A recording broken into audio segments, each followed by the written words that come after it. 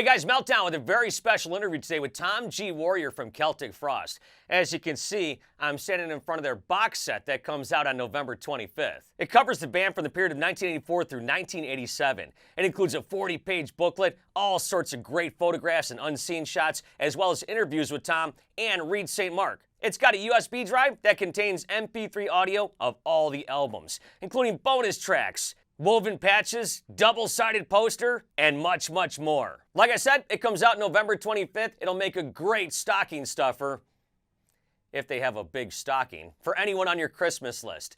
In the meantime, Tom was gracious enough to talk to us about everything he's got going on, including his influences. He talks about Celtic Frost, Triptykon, Hellhammer, and a ton more. Watch it now. It's Tom G. Warrior today on Riff TV. Man, legend on the Zoom with us. Tom, how are you? Doing very good. How are you? It's a pleasure to be here. Yeah, thank you so much for joining us. This new box set's coming out November 25th. Celtic Frost, Danse Macabre, and I just told you I got a copy of it just today. So we're gonna go through it a little bit here, and you can explain it to everything. First of all, why a box set? Why now? You have to ask the BMG about this.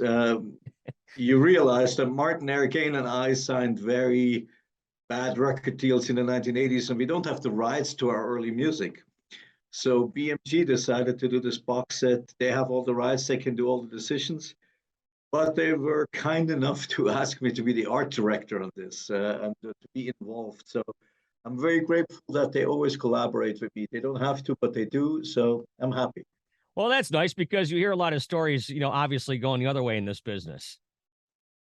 Well, BMG have the rights that were originally with Noise Records, and Noise Records, of course, act completely different. They often acted against the artist, but BMG is a very professional company, and it's a joy to work with them on this project, even if I'm just on the outside of it, so to speak. Well, you may be on the outside of it, but I mean, you're obviously fully ingrained and woven through this. This covers the albums 1984 to 1987. It's got this. Let's see, we got singles. You've probably seen this, Visual Aggression and Journey into Fear, which is really cool. And it's got the gray vinyl and stuff. Are you an album collector yourself? You like the vinyl? Very much so.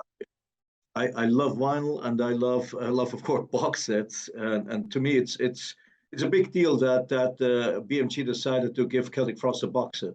Yeah, I think it's like being knighted as a band. Yeah, it's got this. You got this poster and this 40-page booklet. This must have brought back a lot of memories for you when you were looking through it, right? Of course, I was interviewed for it specifically for this booklet, and so was Reed St. Mark, our drummer from that time. And of course, it was very emotional for both of us. It was also emotional for me to read what Reed had to say. Yeah, I just got it today, so I haven't had a chance to really look through it. But you got pins. You got the old cassette as well. I don't have many cassettes. I'm gonna try to find a cassette player. But then the records, which is really cool. I mean, just so kick ass. Yeah, I mean it's quite something to see the entire early body of work of Celtic Frost assembled like this. It's fantastic. Some of these records have become quite rare. They were even rare at the time. And by the way, if you don't have a cassette player, everything in the box set is also included in the MP3 format, I think, on the USB stick. So Okay. Man, you got a lot of great stuff. This album art, by the way, is just so killer. it's called, yeah, I know. They just don't seem to make stuff like this anymore. You know who I see post stuff like this all the time is Slash from Guns N' Roses on his social media, kind of stuff like Really? this. Okay, I wouldn't have expected that. Yeah, he posts all these like erotic cartoon type pictures. So, All right. tell me about your experience with the band from 84 to 87. Well, that's a very difficult question. It would take hours. It was a very intense time. It was a time when heavy metal was at the peak, and there was new bands, new innovations in our scene all the time. And we were also very young, full of testosterone, full of ambition. So on every front, it was very exciting, and it's a privilege to have been part of this.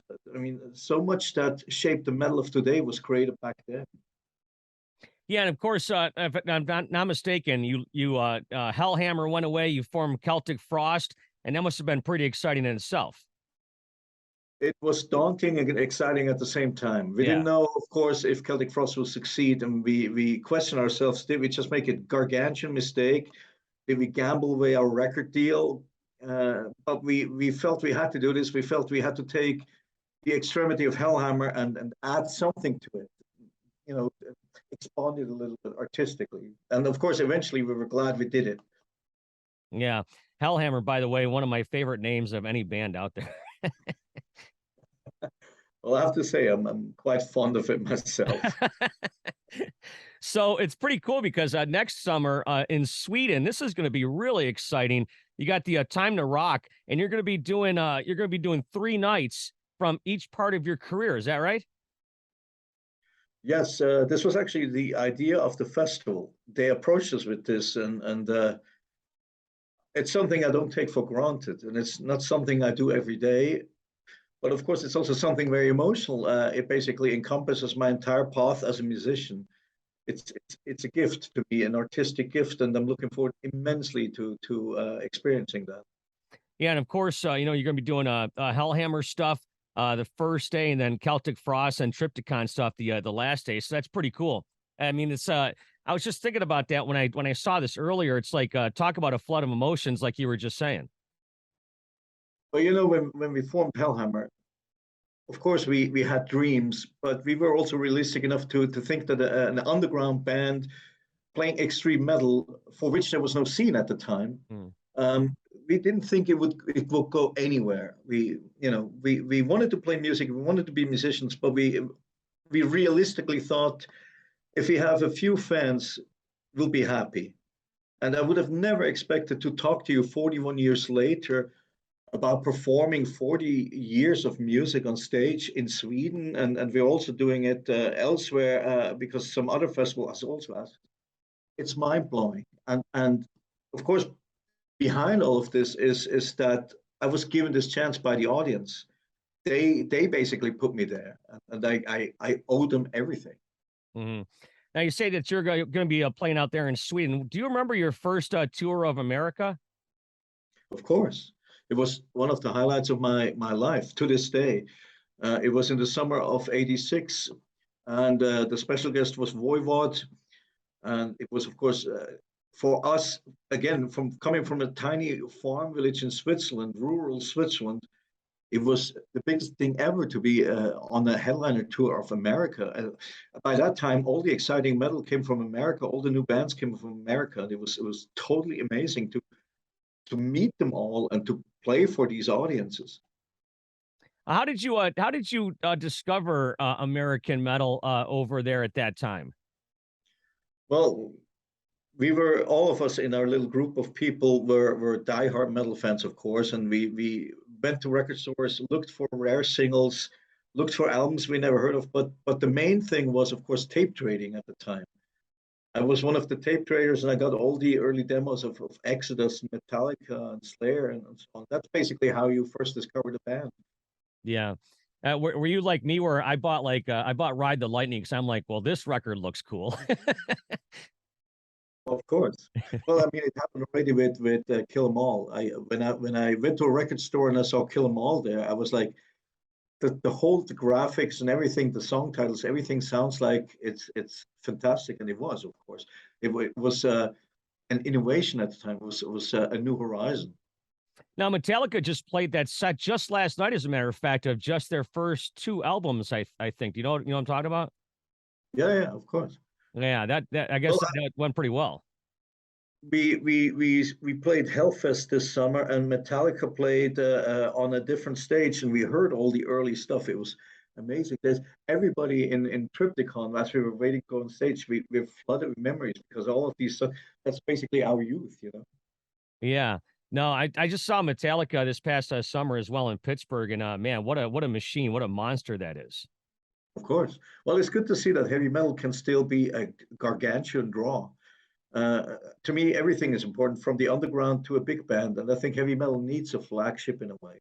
Hmm. It's good to see that in light of the commercialization of the music scene, heavy metal still can be a serious factor. It's fantastic. And it's kind of cool in the last 10 or 15 years. You've probably seen this in your life a lot because of being over in Europe and whatnot, but they've kind of brought the European festival over here to America in the past 10 or 15 years. And that's when you really kind of start to see really the metal fans are still out there. Absolutely. I think this festival idea is great because it allows you to see such a variety of heavy metal within a short time, and you don't have to travel to various concerts for this. You see it all in one spot, and you get to exchange thoughts with other metal fans, and you have merchandise and everything. It's fantastic. Yeah, and of course, as a band like yourself, you get to expose your band to new people as well. You get to expose your band to fans that would have probably never seen you, and you also get to meet other bands that are interesting that you like. I'm a huge fan of this concept. For hopefully it'll last for a long time still. Yeah. Now I grew up here. I'm just a dirty American, but it's like you probably the festival thing that's been going on for years in Europe, right? Yes, absolutely. Yeah. Absolutely. When we brought back Celtic Frost, we discovered that the scene had really started revolving around these festivals. We were kind of skeptical at first. We didn't know what to expect, but our experiences basically have been good for 99% of the time. Yeah. Now I didn't even prepare this or write it down, but we're just talking about it, just kind of popped into my head. What do you think of this whole the whole Pantera thing? And I don't know if I even want to put you on the spot. You can even say no comment, but I mean, I'm just curious as to what you think with Zach and Charlie Benante going out with Phil and Rex. Well, I do understand it. I mean, the music was a milestone and it has changed a lot of people's lives. And by now, of course, a lot of people are too young to have seen the original Pantera. And I also understand that if you've been in a band like I have been in Celtic Frost, after a while you really would like to play this music again. And I'm not even talking about commercial reasons, because for the musician too, it shapes your life. It's part of your personality. I know, of course, where the controversy lies, but I don't really know how they build this tour. As long as it's not built as a reunion, I think it's perfect. If they say it's a tribute tour, I don't have a problem with it. If they say it's a reunion, of course, it's more problematic because it's not. How can you reunite Pantera? So I think it's down to how they are advertising it and how they are communicating. Yeah, I think I'm with you on that one. Were you friends with Dime? No, I didn't know that. No, unfortunately, no. Yeah. We were of course hugely aware of their music in Europe. Yeah. You must have saw him live, right? No, actually, I didn't. Really? No, I didn't. No.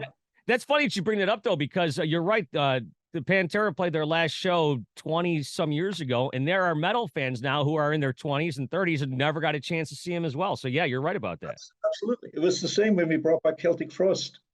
We discovered that in the audience there was people that could have possibly been born when Celtic Frost was first around. For them, it was a whole new experience, and they had read about the band and everything.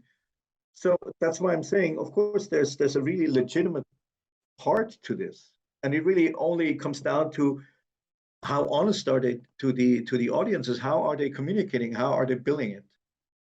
Yeah, I think I'm with you on that one there because I've met Dime a few times, and Vinny was a friend of mine, and it's like he never really gave me the inkling that he wanted to do a Pantera reunion before his untimely passing. So, that's just the way I look at it. I think I look at the same way you did. Hey, let me ask you real fast. So you probably answered this question a bunch of times, but what was it like working with Dave Grohl on the Probot project? Well, to be quite honest, it was a huge honor. When that happened, I was still very, very much an underground musician. It was long before the Celtic Frost reunion, and I would have never expected something like that. Dave Grohl, I think, even though he's of course a huge commercial force, I think he's also a very honest person and a very passionate person. And I believe his enthusiasm for his music. I don't think he does it for commercial reasons, even though he is, of course, a commercial act. But I think he's honest, and I felt it was a huge honor that he would reach out to some of his childhood heroes. I think it was an extremely interesting project. I love hearing all these different songs, the different interpretations. Yeah. Got a couple of listener questions here that I asked for some submissions here. What do you think of the current state of metal? What are you into right now? Well, I think metal is huge right now. It might not be as huge commercially as it was in the 1980s, But to me, that's not detrimental because back then record companies had so much influence in what metal was that it became a negative force. And now the metal scene is basically shaped by itself, and you have much more freedom as a band to determine where you want to go. You can record your own albums and so on. You're much more independent from the recording industry. So I think the metal scene by now is much healthier. It's much truer than it was in the 1980s when it was maybe a little bigger. Mm. Yeah, it seems like nowadays it seems like it's tougher for bands of all genres to make a living as opposed to back in the day, doesn't it? Um, I think as long as you really honestly try to be original, I think you still can sell albums and merchandise and everything like it's basically like every other job. As long as you're genuine in your job, I think you have a good chance of making it. Mm. Um, if you just rehash what's existing, if you just copy other bands, of course, it becomes more difficult, I think. And yes, I'm aware that there's been a million bands and it becomes more important, more difficult to become original. Nonetheless, I think it's possible. Yeah. Somebody wanted to know what your musical influences were. What really turned you on to your love of music? Was there one point?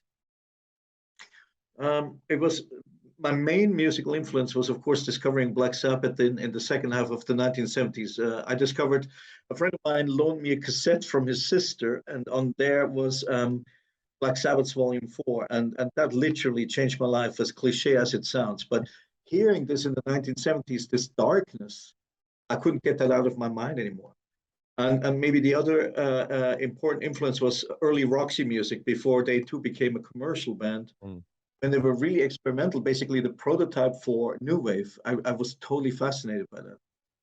It's funny you mentioned that Black Sabbath because Ozzy's "Crazy Train" was the one song that changed my life as a teenager, and that's when I said that's what I want to listen to. And all these years later, I still am. Did Kiss play any part of your life? Because a lot of times I interview bands of our age, it's like Kiss always seems to come up somewhere. Well, I was aware of Kiss, but I actually only got into Kiss many, many years later as an adult. Mm. I think Kiss didn't have the importance in Europe that they had in North America. Bands like Black Sabbath were much bigger here. And so I really only got exposed to Kiss maybe in the 1980s, Mhm. and I discovered their back catalog. Do you ever have a chance to rub elbows with Tony Iommi?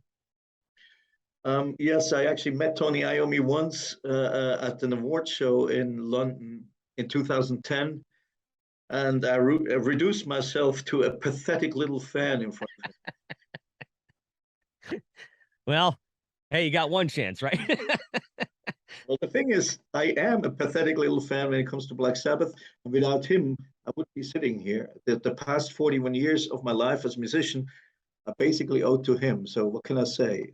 Credit where credit is due. That's right. And speaking of awards show, didn't you win were you a Golden God Award winner? Is that, do I remember correctly? Yeah, even though when I look into the mirror, I cannot see a golden god, but yes. Well, that's still got to be exciting to be recognized by your peers. I'm 32 years in the radio. I don't think I've won anything in my life, so I don't know. Well, to me, the thing is, I was a musician before I won the award, and to me, the most important thing is that you're trying to preserve your passion for what you're doing, and that you're not starting to create a routine and just fake it. So you can be in radio, you can be a musician, you can be a baker, whatever. As long as you love what you're doing and you're honest to the people who come to you, does it matter? Yeah. You still have passion for what you do? Very much so. Yeah, it's become difficult at times because I see the state of the world right now, without wanting to go too deep in this interview. But the state of the world. Sometimes you wonder, why am I doing this? Where is the world going to go? Is there a future for us all? But if I shut this down, music is my life, and of course I'm always passionate for music, and it will be like this for the rest of my life. Well, no matter what happens in the world, your music gives people an outlet to kind of escape it for a little while.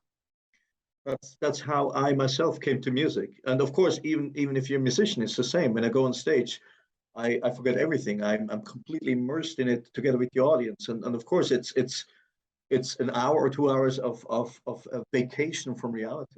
Yeah. How did the pandemic treat you? Well, I didn't think it was too bad. be forced to take a break because I have been doing tours and albums and tours and albums, and I really didn't want to be burnt out. So I thought, for me personally, maybe that's egotistical. For me personally, it was good to be forced to just sit down and kind of regroup a little bit. Yeah, because I don't think people realize, but your lives, musicians I'm talking about, does become a little bit cyclical, doesn't it? Very much so. I mean, at the end of the day, of course, even if you do it passionately, it is a job, and it has things that are endlessly repeated, and it has a lot of pressure and so on. And it's also good to take a vacation, which I really hadn't for many years. And even though it was a forced vacation, but eventually taking a vacation is actually a good thing, even though the circumstances, of course, were terrible. Now, a lot of bands have recorded like what they call their pandemic albums or whatever the case is. Were you working on stuff during the pandemic? I tried, but I have to say I discovered I'm completely uninspired. Without contact to my friends, without contact to my bands, without contact to my audience, without traveling. I wrote during the entire pandemic, I wrote one song, which will be on the next Triptykon album, but I didn't feel so much inspiration. And I actually heard that from a lot of musicians. Everybody thinks you had so much time, you probably wrote 3 albums, but just sitting at home doesn't really inspire you with new ideas, you know? Yeah, I know. Yeah, it was weird because after the first few months, I mean, me personally, I didn't really realize it, but then social media kind of helped me a little bit, just connect with the people that I would normally see at concerts or at venues or whatever. And now it's like I can kind of talk to them in that way and kind of keep in touch with them and share conversations about music and what we have in common. Right. Well, for me, the experience was that once the pandemic ended, when we went back on stage, the first few concerts was so surreal because it was like nothing had ever happened. You would meet the crew at the airport, and you would be shuttled to a festival, and you go backstage festival, everything's there, production and stuff, and it's like nothing has happened. It's totally surreal after being forced to sit at home for 2 years. And out of the blue, you confronted with all these people again. You can talk about music again like nothing happened, even though everybody knows something gargantuan has happened. Yeah. What was it like stepping on stage that first time? It was actually very good. It Yeah. was very good. It was like pardon the illusion, but it was like having a drug that was you had a withdrawal and then you get it again. Of course, this drug is a beautiful drug, music. Yeah, no, the adrenaline, you can't beat that, I suppose. Absolutely. Yeah. So you said, I discovered that I had really missed contact to our audience, you know. yeah, no doubt. So you said that you wrote one song during the pandemic. So what's going on with Triptykon right now? We are working on a new album. We just finished the last concept for this year, and we've been looking forward to this because we really want to take some time and work on a new album, which we'll record next year. We'll play some concerts next year, of course, but the primary focus next year is to do the new album. Do you have any idea when you'll be back over stateside? Yeah, I think in March. Oh, is that right? I think I'll be in Texas with Triptykon and Triumph of Death. Oh, nice. All right, cool. So you're gonna be doing a little a complete tour over here? No, we'll do a festival, and I think it's going to be something very special. And there's also talk of doing a South America tour with Triumph of Death, but hasn't been finalized yet. But so we'll be across the Atlantic either way. Yeah. Well, Tom, it's been a pleasure to talk to a legend like yourself. The box set, like I said, comes out on November 25th, and it's really massive. It's pretty cool. Congratulations on all the work you did on it. I'm happy for you guys that you got it out there, and I can reach out to the fans like that and continued success. And maybe next year when you're here in the States, who knows, maybe I'll bump into you somewhere. I would love that. Thank you so much for your time.